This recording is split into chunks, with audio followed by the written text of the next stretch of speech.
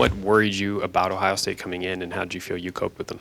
Well, I thought that they're very athletic and talented. They're just inconsistent with their youth, and we knew coming into this setting in an ACC Big Ten Challenge, it was going to be a good atmosphere, which I knew it would, and they have ability. And Thad's a heck of a coach. They're going to get there, but they have, what Loving did was impressive. Their ability to block shots. We haven't gone against a team that could block shots like that yet.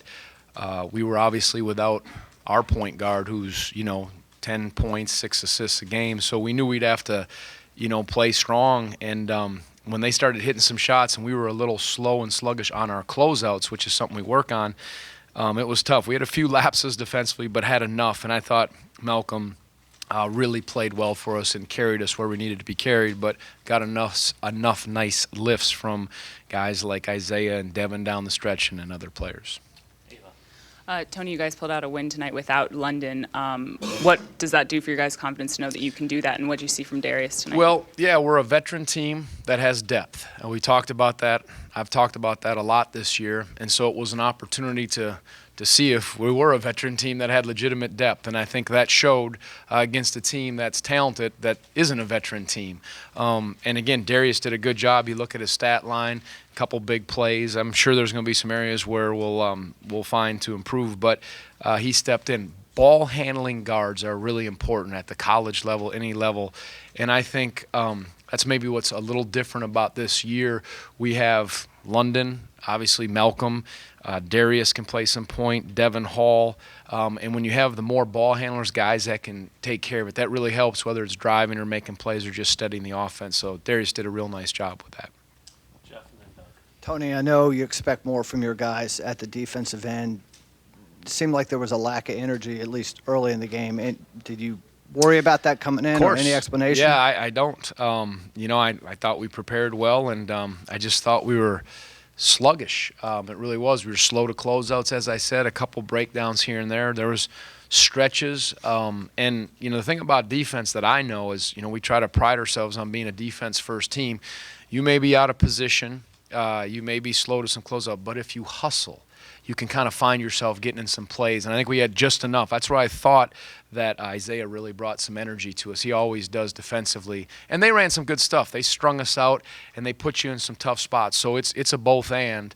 But we had enough sound defensive plays, but we've got to keep improving. That's a work in progress that I'm sure the film will really show. Malcolm picks up his third foul with 11:23 left. You're up one, and I guess you were able to keep him out. What were your plans there? How long were you prepared to keep him out, or would you put him back in if it gotten out of hand? Of course I would have. I thought that he needed a rest. He had been in the whole half, and there was enough time. We'll get him. I was thinking we'll get him back couple minutes or after the media timeout. I didn't want them picking up a quick fourth. And they had players that were capable with some good actions that Thad was running to clear out an attack.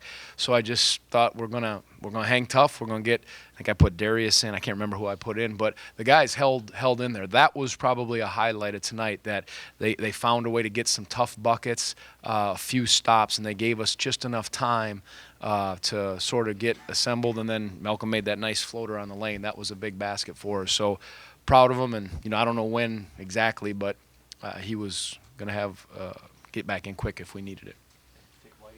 Yeah, we're here, Tony. For the second straight game, it looks like you guys had more three-point attempts than you did free throws. Has that been something that the defenses are packing it in on you guys, or what do you kind of attribute that to? They pack. When we tried to go to the lane, they just blocked it. We couldn't draw a foul. They just jumped high enough, and we couldn't get into them. Thought Anthony did a good job of adding some pump fakes late, but most of those threes were pretty rhythm threes. And when one guy, Malcolm, was feeling it, took 10 of them.